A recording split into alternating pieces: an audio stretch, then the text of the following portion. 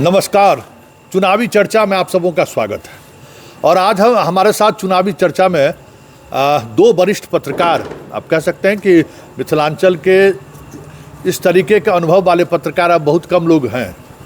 एक हमारे साथ बाईं तरफ मणिशंकर जी हैं, जो 89 जिस समय में बीपी सिंह का लहर चला था बोफोर्स वाले मामले में, उस दौर से पत्रकार हैं। और हमारे दाहिने तरफ शंभू चौधरी जी है, ये उस दौर से पत्रकार हैं जब नीतीश कुमार के शासन का कह सकते हैं कि शुभारंभ होने वाला था। शुभारंभ नहीं, मतलब उसको इस तरीके से देखिए कि शासन का बदलाव का जो वो मोड़ था, उस मोड़ पर इन्होंने पत्रकारिता कलम थामी थी। मतलब आरजेडी का वो राज अवसान की तरफ था और नीतीश कुमार सत्ता के लिए बिहार में लगातार संघर्ष कर रहे थे। वो दौर और आज का दौर कितना बदला है, हम शुरुआत मणिशंकर जी से करेंगे। मणिशंकर जी, अब इलेक्शन की ठीक है, छठ की वजह से वो माहौल नहीं बन पा रहा था, फिर भी जो बीजेपी का यहाँ पर प्रत्याशी है और बीजेपी का चुनाव लड़ने का जो अपना तरीका है, वो तरीका और जो ग्राउंड पे दिख रहा है, कहीं कोई प्रचार नहीं, कहीं कोई उत्सुकता नहीं, बीजेपी के कार्यकर्ताओं में भी जो है वो उत्साह नहीं दिख रहा है। क्या वजह आपको लगता है? ये गठबंधन की जब से राजनीति आई है, इसका वजह यही है कि चुनावी माहौल सा नहीं दिख रहा है। जब भाजपा में संघ के लोग जुड़ते हैं तो भाजपा वाले उससे दूर हो जाते हैं, जब भाजपा के लोग जुड़ते हैं तो संघ वाले हट जाते हैं, और जो गठबंधन है इसमें जदयू वाले तो अपने को दूरी बना लिया करते हैं, जो संघ और ये दोनों मिले हुए हैं। तो जब तक ये गठबंधन की राजनीति है तो ऐसा चलता ही रहेगा, इसलिए माहौल नहीं बन पा रहा है। अच्छा, तो ये आप तो बहुत बड़ी बात कह दिए कि भाई संघ, या तो संघ जब बीजेपी से असहज है, मतलब बिहार में बीजेपी की जो राजनीति है, संघ उससे असहज है। हम आपको बता दें कि ये रोसड़ा वो जगह है जहाँ 1947-48 में संघ का यहाँ पे आगमन हो चुका था, और बिहार का ये नागपुर कहा जाता है। और जब 1-2 जनसंघ के विधायक थे तब यहाँ से 72 में ना, हाँ 72 में पहली बार यहाँ से जनसंघ चुनाव जीता था। तो मतलब ये एक उसकी एक पहचान भी रही है, एक विरासत भी रहा है। लेकिन संघ अपने विचारधाराओं को लेकर इस ऐसे कंस्टिट्यूएंसीज में थोड़ा कह सकते हैं कि असहज महसूस करे, जबकि संघ का प्रचारक ही यहाँ बीजेपी का उम्मीदवार है। शंभू जी, प्रचारक का होना उम्मीदवारी का एक वजह तो नहीं है? नहीं, इसको हम इसलिए नहीं मानते हैं, जो पिछले चुनाव में भी यही थे और उसमें भी प्रचारक की बात छोड़ के यहाँ आए थे वो, तो इसलिए इसको तो नहीं माना जा सकता है। प्रचारक तो थे ही पहले, लेकिन प्रचारक की वजह से जो बीजेपी का जो करे, अब मान लीजिए प्रचारक है तो उस तरीके का जो पैसे का चीज़ें चलता है वो प्रचारक के सामने में थोड़ा असहजता होगी, क्योंकि संघ में चाल चरित्र चेहरे की बात तो संघ में ही होती है, अब बीजेपी में तो नहीं होती है। देखो होता नहीं भाई, इस तरह के प्रत्याशी है, उसे कैसे पैसा का डिमांड करे, खर्चा कैसे करे। हाँ, ये थोड़ा सा मान सकते हैं इस बात को, जो जहाँ पर सीधा भाजपा के प्रत्याशी हैं और यहाँ संघ के प्रत्याशी है, तो उसमें अंतर स्पष्ट दिख रहा है।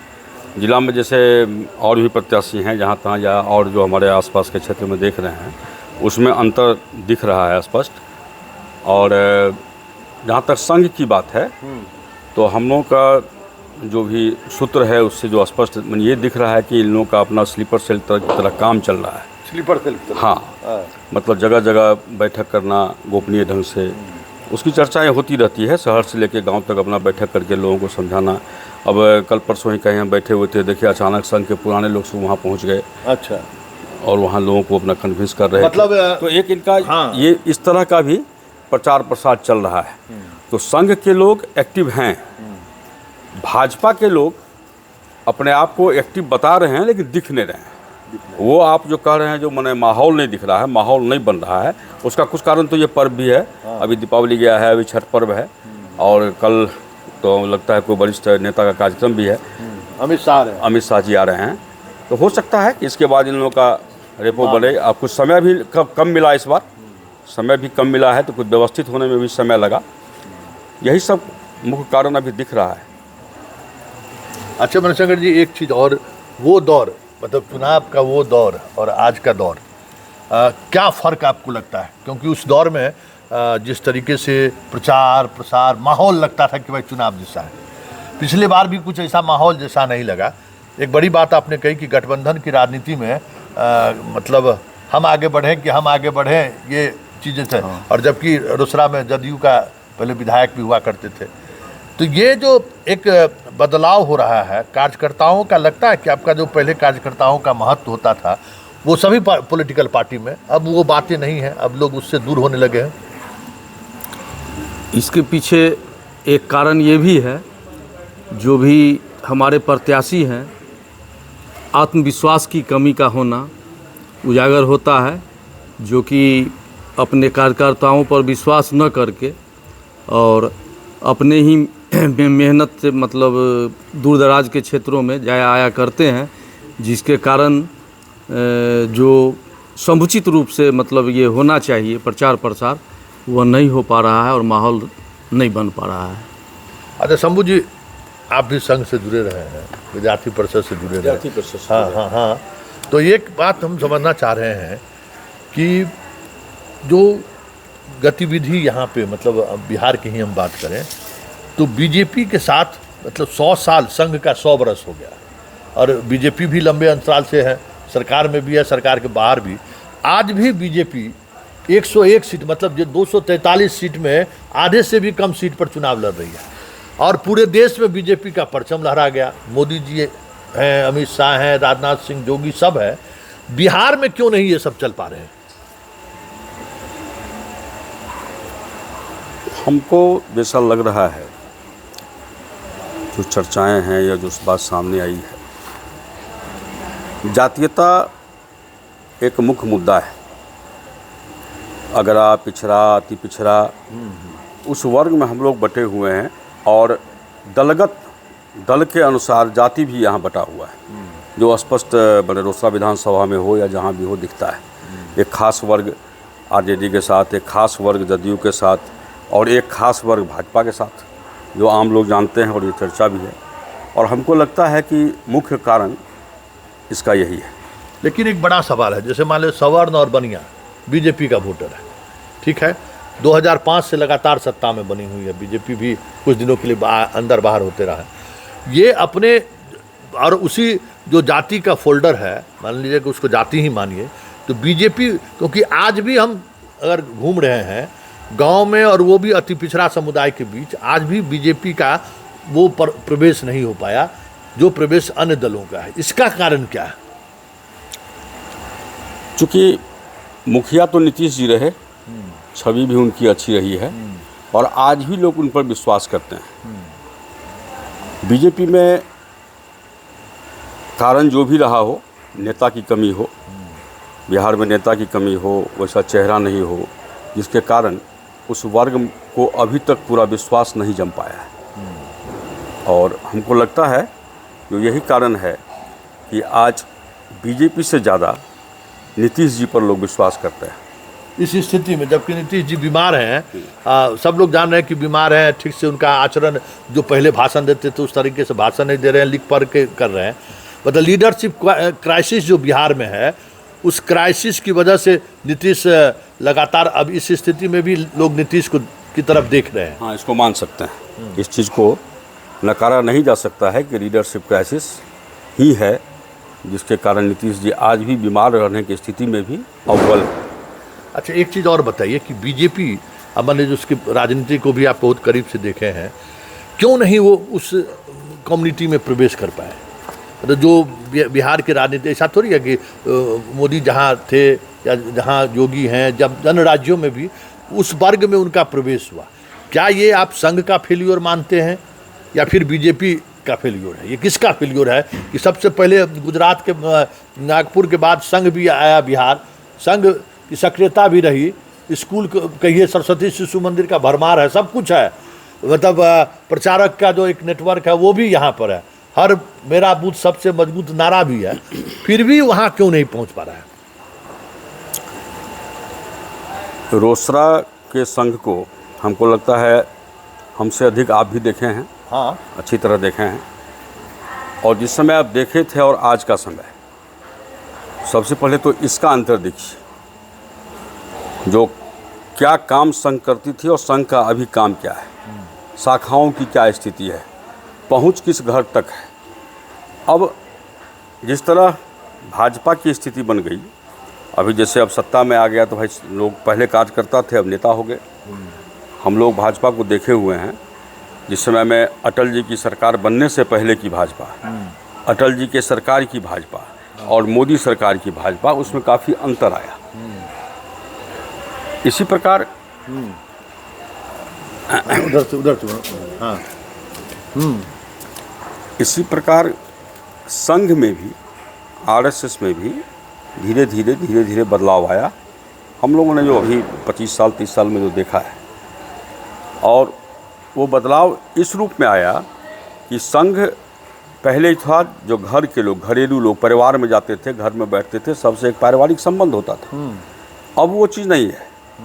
हमको लगता है जो उसमें भी कुछ वो राजनीतिक कार्यकर्ताओं नेताओं का कुछ गुण समा गया है, इस तरह का है, जिसके कारण पैठ नहीं बन पाता है। पहले एक पैठ था ना, जैसे आप मेरे घर में आए, आपके घर में आए, वहीं रुकना था, वहीं भोजन करना था। यहाँ के लोग उनको यहाँ से फिर ट्रेन में बैठाते थे, टिकट कटा के बैठाते थे। तो वो जो एक अपनापन था वो धीरे धीरे अब समाप्त हो गया। अब वो ट्रेन से नहीं चलते हैं साहब, उनका भी मैंने ऐश्वर्य का जीवन है, लश्कर के साथ चलते हैं, तो उससे हाँ उसका भी असर है, उससे जुड़ाव, हाँ दूरी हो गया, जुड़ाव नहीं हो पाया है।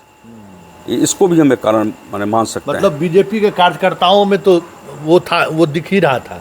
संघ जो बिहार में एक तरह से कह सकते हैं कि विफल हुई, विफलता का कारण रहा कि संघ में जो एक अलग तरीके का ट्रेंड शुरू हुआ, गाड़ी में घूमना, अब होटल में ठहरना, इस सब का एक बड़ा नुकसान यहाँ बिहार नुकसान हुआ है। यानी आज पूरे बिहार में या सब जगह ये तो चर्चा है ना, तो यदि भाजपा की सरकार बनी तो मुख्यमंत्री कौन, नाम तो सामने नहीं आ रहा है। स्वीकार करने के लोग किसी को तैयार है क्या? नहीं है। आखिर कारण क्या है? कुछ न कुछ तो कमी आई, डिटोरिएशन है। वो भले संघ की कमी है या पार्टी की कमी है, लेकिन हम इसको यही मानते हैं कि संघ का जो मूल स्वरूप था, जो अपनापन, पारिवारिक व्यवस्था, उसमें ख़त्म हो गई और इसके कारण लगाव धीरे धीरे कम हो गया। नए लोग जुड़ गए, पुराने जो वर्ग थे वो धीरे धीरे कुछ हटे हैं, कुछ जुटे हैं, यही स्थिति बनी हुई है। मणिशंकर जी, आप भी क्या मानते हैं कि ये जो बीजेपी का मतलब वो मतलब याद करिए वो चुनाव, कामेश्वर चौपाल एक तरफ थे और दूसरी तरफ रामविलास पासवान। कामेश्वर चौपाल का ये था, रामविलास पासवान का मेन यही दो घर था, याद होगा आपको। लगा जैसे पूरे देश के साधु संत से लेके कौन कौन लोग नहीं आए थे, याद करिए। हाँ, और उसके बाद जब रिजल्ट आया तो कामेश्वर चौपाल का जमानत जब्त हो गया। तो वो दौर भी हम लोग देखे हैं। जो भाई राम जन्मभूमि का शिलान्यास वो किए थे, एक टेम्परामेंट था, वो पूरा विश्व हिंदू परिषद से लेके संघ सभी लोग लड़ रहे थे, लेकिन उसके बाद जमानत जब्त हो गया जब परिणाम सामने आया। और आज भी अपने इलाके में वो स्थिति नहीं है बीजेपी का।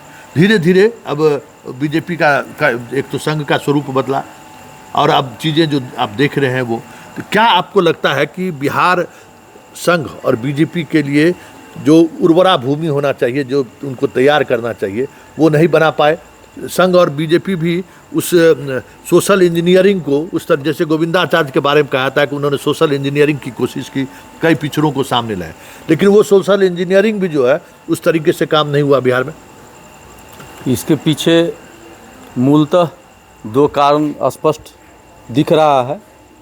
चूँकि उस समय की जो राजनीति थी और वर्तमान में अभी जो राजनीति है, दोनों में आकाश ज़मीन का फर्क लग रहा है। और जो भी सभा, चुनावी सभा मतलब हुआ करता था, तो सभी दल के लोग वहाँ जुटते थे, काफ़ी भीड़ लगता था, जिससे नेताओं को यह आकलन नहीं होता था जो मतलब मतदाता का झुकाव किसकी ओर है। और अभी जो मतलब स्थिति बनी हुई है, वह स्थिति बिल्कुल भिन्न सा है। मतलब ऐसा लग रहा है जैसे कि भाड़े पर लोगों को लाके और उसमें मतलब जो है लाया जाता है, जो व्यक्ति मतलब राजनीति से कोई वास्ता नहीं रखते हैं वैसे लोग पहुंचते हैं। हाँ वैसे ये लोग बड़ी बड़ी बात इन्होंने कही है कि आप किसी नेता, बड़े नेताओं के कार्यक्रम में जाइए तो पहले यहाँ बिहार के लोग बौद्धिक रूप से जाते थे सुनने के लिए कि क्या भाषण में दे रहे हैं, क्या नई बात, और उस पर चर्चा होती थी। अब तो मोदी जी भी आए तो बस भाषण खत्म, बात खत्म। हम लोग मीडिया वाले उसको अपने तरीके से परिभाषित करते रहते, पब्लिक में वो आप बातें नहीं है। जो एक चर्चा होती थी, अरे वाजपेयी जी ऐसा कहा, इंदिरा गांधी ने ऐसा बोल दी, अब वो बात नहीं है। शंभू जी, एक आखिरी सवाल हम आपसे करें। मान लीजिए हम लोग तो संघ के परिवेश में काफ़ी लंबे समय तक रहे, जो बीजेपी अभी बिहार में है जिस स्वरूप में, सुशील मोदी जी के जाने के बाद तो और लगता है कि जैसे बीजेपी में कुछ भी ऐसा अब कोई लीडरशिप है ही नहीं। और जो लीडरशिप है, सम्राट चौधरी जैसे लोग हैं, दिलीप जायसवाल जैसे लोग हैं, मंगल पांडे जैसे लोग हैं, दिलीप जायसवाल संजय, ये मतलब जो नित्यानंद राय, इस तरीके के लोग हैं जिनका न संघ के चाल चरित्र चेहरे से कोई मतलब है। एक जो पॉलिटिकल जो चीज़ें होती हैं उसमें रंगा हुआ वो लोग हैं। क्या होगा बिहार में बीजेपी का? अब ये तो कहना भविष्य के गर्त में है, क्या होगा। सुधार तो लाना पड़ेगा। बीजेपी आज जो स्थिति है, सरकार बहुत कुछ दी है लोगों को। इलेक्शन से पूर्व के समय में महीना 2 महीना में कई सारी योजनाओं का शुरुआत हुआ है, और इसके बाद भी बीजेपी माने एनडीए गठबंधन, बीजेपी के लोग निश्चिंत नहीं हैं, परेशान हैं, काफ़ी प्रबंधन से चुनाव को लड़ने का प्रयास कर रहे हैं। तो कहीं न कहीं से ये एनडीए और बीजेपी का ड्रॉबैक है। और रहा इसके भविष्य की बात, तो अभी कोई मोदी जी के जाने के बाद कोई इस प्रकार का चेहरा चर्चा में नहीं है। जब भी हम लोग बैठते हैं, कोई बात होती है बिहार के माने स्थानीय लोगों से, तो लोग आज के इलेक्शन में भी मोदी जी को जरूर याद करते हैं। लेकिन एक बात है शंभू जी, वाजपेयी जी के ज़माने में सेकेंड लाइन लीडरशिप ज़बरदस्त, सुषमा स्वराज हो, अरुण जेटली हो, राजनाथ सिंह हो, गडकरी हो। लेकिन यहाँ मोदी और शाह, क्या लगता है ये जो एक व्यक्तिवादी बीजेपी जो संगठन की पार्टी हुआ करती थी, मतलब एक संगठन का हर तरीके का, अब मुख्यमंत्री ऐसे लोगों को बना रहे हैं जो पहली बार विधायक बना है। तो क्या आपको लगता है कि मोदी के वजह से जो बीजेपी को ऊंचाई मिला, कहीं न कहीं मोदी के उस राजनीति का प्रतिफल है बिहार जैसे प्रदेश में कि कोई लीडरशिप आज नहीं है? लीडरशिप, हाँ, वन मैन लीडरशिप यहाँ नहीं है, क्योंकि नए नए लोग आए हैं, नए नए लोगों को भाड़ा गया है। पुराने लोग जैसे मोदी जी स्वर्गवासी हो गए, नंद किशोर जी अब सेवानिवृत्ति की ओर हैं, मतलब उम्रदराज हो गए, तो अब तो वो लाइन ऐसे भी बिहार में समाप्त हो चुका है। ये तो नया लाइन है। अभी जो सम्राट जी या मंगल जी, ये तो नया लाइन है। ये जो लाइन है, इस लाइन में अभी तक ये फिक्स नहीं है कि नेता कौन है। मोदी माने सुशील मोदी जी के समय में ये लोगों के दिमाग में था कि वह बिहार का भाजपा नेता सुशील मोदी, लेकिन आज लोग उधेड़ बुन में है, ये कहना बड़ा मुश्किल है कि बिहार बीजेपी का नेता कौन। क्या उसका असर कार्यकर्ताओं पर या फिर जो एक माहौल होना चाहिए था उस पर पड़ रहा है? नहीं, चर्चा यदि कार्यकर्ताओं या जनता या लोगों की माने तो जहाँ भी हम लोग क्षेत्र में जाते हैं तो एक चर्चा होती है। जो बीजेपी की यदि सरकार बनी, यदि मान लीजिए नीतीश जी बीजेपी को मान गए, तो who is the chief minister of BJP, तब लोग कहते हैं जो स्थिति होगा राजस्थान वाला, स्थिति होगा मध्य प्रदेश वाला, हो सकता है मैथिली ठाकुर बन जाए, हाँ, स्थिति होगा उड़ीसा वाला। हाँ। और लोग ये भी कहते हैं कि चूंकि हमारे वीरेंद्र पासवान जी संघ से हैं, तो हो सकता है कि यही हमारे मुख्यमंत्री भी हो जाए। रोसना के लोग बड़ा खुशफहमी में है इस बात से बड़ा खुशफहमी में है कि हो सकता है कि मैथिली ठाकुर भी बन सकती है, मैथिली ठाकुर भी बन सकती है। हाँ, ऐसे ही उनका। तो लेकिन ये आपको है, लगता नहीं है कि ये भाजपा में इस बात की जो आप चर्चा किए, ये लोग, इन लोग इसको पॉजिटिव रूप में ये कह रहे हैं कि नेतृत्व सब लोग नेता हैं। हमारे यहाँ मुख्यमंत्री के लिए कोई फिक्स नहीं, हम किसी को कोई, मेरा एक कार्यकर्ता भी मुख्यमंत्री बन सकता है, ये इन लोगों का कहना है। लेकिन उसका प्रभाव तो दिखा ना भाई, दिख रहा है ना। लीडरशिप जैसे खत्म हो रहा है, मान लिया कि मोदी गए, ये देखिए, वाजपेयी जी गए तो एक बड़ा लाइन था कार्यकर्ताओं को, मतलब उस तरीके के कार्यकर्ता। अब वीरेंद्र पासवान जी मुख्यमंत्री बन जाएंगे, ठीक है, आम कार्यकर्ता मुख्यमंत्री बन गए, लेकिन उसकी वजह से जो एक मतलब एक अनुभव बड़ी बात है ना। आप कांग्रेस की तरह कंट्रोल से नहीं चला सकते। कांग्रेस भी तो यही करती थी कि भाई हम नए नए लोगों को मुख्यमंत्री बना रहे हैं। कभी बिहार में 5 साल कोई मुख्यमंत्री नहीं रहा कांग्रेस के जमाने। एक चीज़ गौर कीजिए आप, जो बड़ी पार्टियां हैं कांग्रेस और बीजेपी, अब दोनों का थोड़ा सा पहले का कांग्रेस देखिए और अभी बीजेपी देखिए, दोनों बराबर है। अब धीरे धीरे बीजेपी कांग्रेस धीरे धीरे लोग, मतलब नेताओं का दौर है, अब कार्यकर्ता तो रहा नहीं। जिस तरह कांग्रेस में केवल नेता हुआ करते थे, अब इस पार्टी में भी केवल नेता है, पीछे के रो में बैठने के लिए कोई तैयार नहीं है। एक पंचायत का भी कार्यकर्ता है तो उसको भी मंच चाहिए। ये तो आप देखें कि नहीं, पहले क्या था, दरी बिछाने वाला कार्यकर्ता होते थे, संघ से निकले हुए कार्यकर्ता होते थे। आज बिना कुर्सी का तो कुछ नहीं है, और वो भी आगे बैठने के लिए, तो ये बदलाव आया। चलिए, ये एक बड़ी बात है कि भाजपा का कांग्रेसीकरण हो चुका है। अब देखना ये है कि उस कांग्रेसीकरण का जो कह सकते हैं कि जो दंश कांग्रेस झेल रही है, कमोबेश बिहार उसी तरफ बढ़ रहा है। लीडरशिप क्राइसिस तो है ही। बिहार जैसे राज्यों में आपको किसी को पहले बार विधायक बने और उसको मुख्यमंत्री आप बना दें, थोड़ा कठिन है इस तरीके के फैसले को लेकर, क्योंकि यहाँ मुख्यमंत्री से लोग दूसरे तरीके से भी कनेक्ट करते हैं। और हम बार बार यही कह रहे थे कि बीजेपी की जो स्थिति है लगातार, अब मोदी और शाह अपने सहारे बिहार बीजेपी को जिस तरीके से साध रहे हैं, ज़मीनी हकीकत यही है कि इसको लेकर एक अलग तरीके की धारणाएं बीजेपी को लेकर जनता के बीच बनने लगी है। और ये धारणा आने वाले समय में बीजेपी को बड़ा नुकसान दे दे तो कोई बड़ी बात नहीं।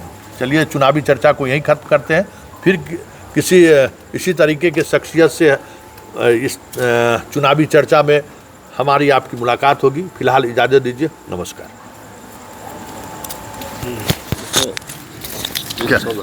क्या हाँ, वोट बात है।